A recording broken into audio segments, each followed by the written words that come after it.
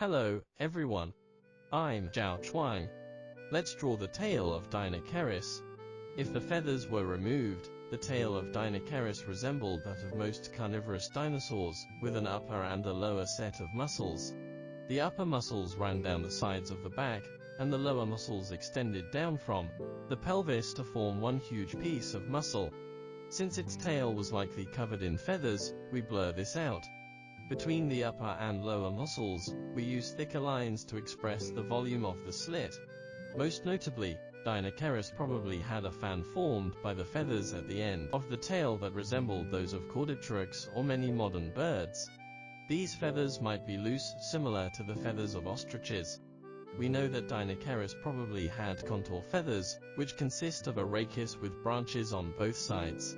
On top of that, the pigotile was found at the end of its tail. Generally, the pigotile is used to mount a circle of feathers, to form a fan-like structure. Modern birds also have the same structure. Now, let's start to draw its tail. Its tail was covered with feathers, so we don't have to draw the muscles very clearly. We just need to know that from the back of the pelvis, its tail went down and then up.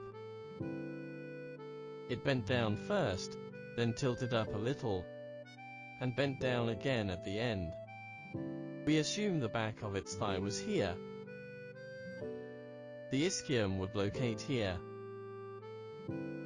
and its rump at this position, and below it were its dangling feathers. We draw the dangling feathers with these downward strokes to show the low edge of its tail. Its tail was thick at the base. The further back, the thinner the tail. And here was the thinnest. The pigotile was found on its tail, so we speculate that the end of Deinocheirus was most likely attached to the tail feathers. Actually, the tail body would end here. We can draw the feathers at this position a little longer.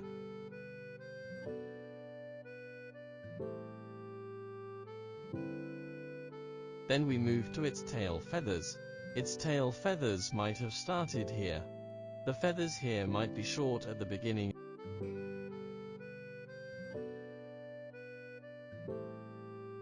and then got longer. The front tail feathers might be on top of the rear tail feathers, one over another, so we draw the lines as close to the rear as possible. When a bird runs or flies forward, air flows over its surface. If the rear feathers covered the front feathers, then when the wind blows from the front, the wind would blow the feathers over, so the front tail feathers were likely to cover the rear ones. We should pay attention to this point when drawing the feathers.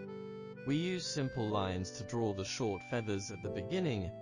To the rear, the feathers got longer and we start to draw the edges of the feathers.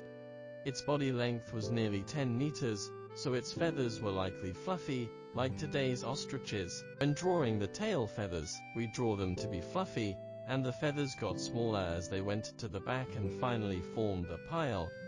Then, we use some thin lines to refine the details of the feathers we drew earlier.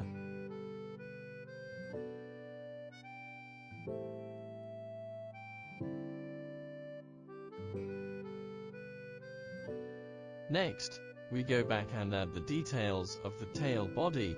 Draw some lines in the lower part of the tail that show the slits in the feathers at intervals. These lines can show the direction of the feathers. On the one hand, it shows its direction, and on the other hand, it highlights its volume.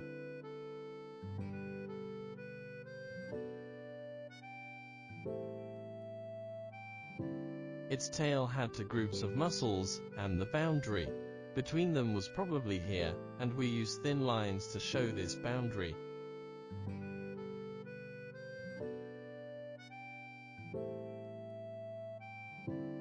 Draw some dotted lines, where we can't draw thin lines behind.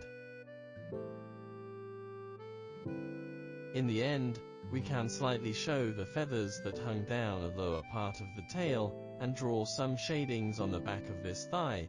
Good, like this. We've finished drawing the tail of Deinocheirus.